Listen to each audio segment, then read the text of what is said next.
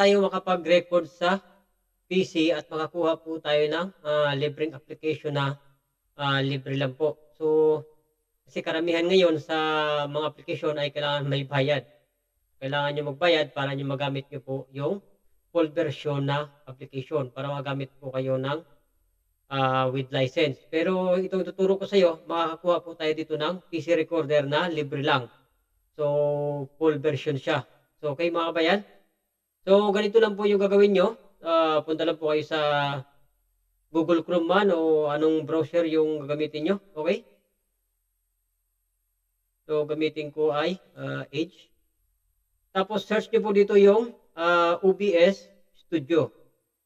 OBS Studio. Pag may nakita kayo na logo na color black, ito po yun. Okay? So, yan. Pag nakita nyo po ito, OBS Studio, i-click nyo po yung download. So, mamimili po kayo dito kung ano po yung inyong PC. Laptop man yan o ano, Linux o Apple man yung laptop nyo or yung PC, desktop. So, pili lang po kayo dito. So, ako, Windows, kaya i-click ko itong Windows. Yan, panaklik mo na yan. Yan, nag-blow na siya. Punta na po kayo dito sa installer, okay? Pag download nyo itong download installer, yan. Yan, magda-download siya. Yan, pag na-complete na siya,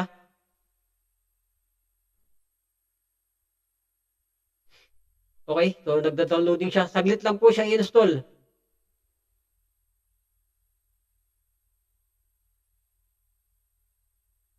So alam niyo naman po siguro kung paano mag-install. Madali lang po mag-install eh. I-open nyo lang po yung files. Tapos, ipipindutin nyo po yung yes. Kasi ako, yung application ko ay naka-install already na dyan. Kaya hindi ko na kailangan siyang i-install. Okay? Ipapakita ko na lang po kung paano i-settings at paano po tayo makapag-start ng makapag-record sa PC recorder. Makapag-record po tayo sa laptop, computer, or desktop. Okay? So, ngayon, i-close ko na to. Alam nyo na kung paano mag-download. Okay? Naka-install na rin kayo. So, pupunta na po tayo dito ngayon sa pag-settings ng application para po maka-start tayo makapag-record ng ating laptop man or PC. Okay, mga kabayan? So, ngayon, i-open natin ng OBS kasi kung mayroon na po kayong application na OBS, naka-install na siya. I-open nyo po ito. Okay? So, sa akin ay kung mag-start po kayo ng record, mga kabayan, ay dito po kayo mag-start. So, siya is stop recording na nakalagay dyan kasi naka-start na po ako mag-record. Kaya stop recording na yung nandyan. Pag hindi pa kayo nag-start mag-record, ang nandito ay start recording. Nandyan siya. Okay? Pagkatapos nyo po mag-record, halimbawa nag-stop kayo, ngayon hanapin nyo yung file. Pwede rin kayo pumunta doon sa program pero mahirapan po kayo doon kung saan. Punta po kayo dito sa file, i-play nyo kung okay yung record nyo. Tapos punta po kayo sa show recording. Okay po? Yan, makikita nyo dito yung mga petsa kung kailan siya nag-record. Kung ng petsa siya. Yan, makikita nyo po siya dito. Punta po kayo sa file, tapos show recording. Okay po? Tapos dito na po tayo sa pag-start. Pag tayo po ay bagong download po yung application. So, itong mga ito sa baba, 1, 2, 3, 4, 5. Ito pong 5 itong settings dito ay wala po kayo makikita ng ganyan. So, ang gagawin nyo ay ilalagay nyo po yan para makapag-start po kayo ng recording.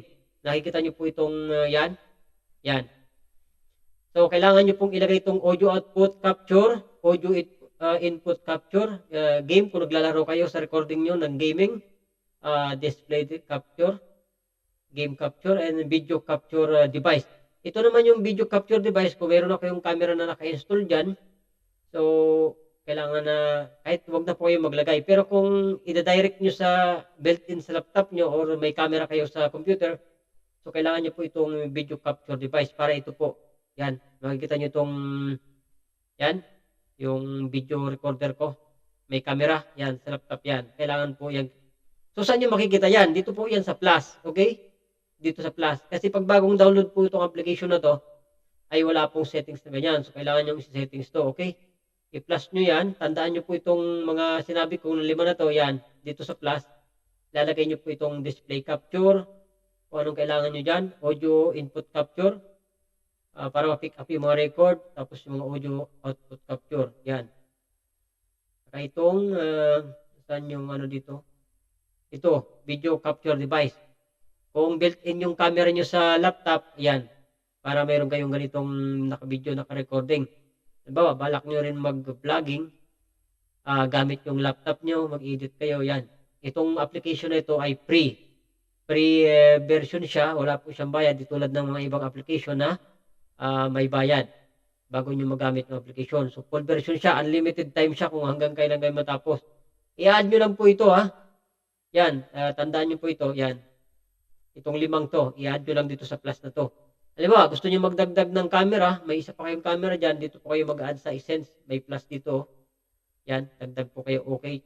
Tapos may para may camera kayong pangalawa, yun. Halimbawa, na-add nyo na yan, pwede na kayo mag-start mag-recording. Pag ganyan, naka-recording na kayo yan, halimbawa, i-record nyo yung nandito kayo sa internet, halimbawa, may ipapakita kayo dito sa internet, yan. Yung recording na yan po ay gumagana na yan. Kahit ano po yung naka-display dyan sa screen recorder, screen ng laptop mo, yan, recorder na po yan, recorded na. Yan, so maganda tong application na to, kabayan, OBS Studio, libre lang po siya. So, ganun lang po. Kung paano mag-settings, napakadali lang po. Tulad ng ibang application na mahirap gamitin. So, i-add nyo lang po itong ganito, tapos pwede na po kayo makapag-start ng mag-record sa laptop man or PC or desktop. Okay? So, yan lang kabayan. So, mag-comment na lang po kayo kung hindi nyo mapagana para ma-replyan dito sa description. Kung gusto nyo po mag-download, pa rin na kayo maghanap. So, ilalagay ko na lang po dyan yung website ng OBS Studio para i-click nyo lang para makapag-download po kayo at makapag-record na rin sa inyong mga computers. Okay po? So, hanggang dito na lang. At kung hindi pa kayo nakasubscribe, please consider to subscribe po and like na rin para po malaking tulong po yan sa aming mga video creator na ganyan para may suggest po ni YouTube na yung yung mga videos. Okay? So, maraming salamat. Sana makatulong tong video nito. Bye-bye.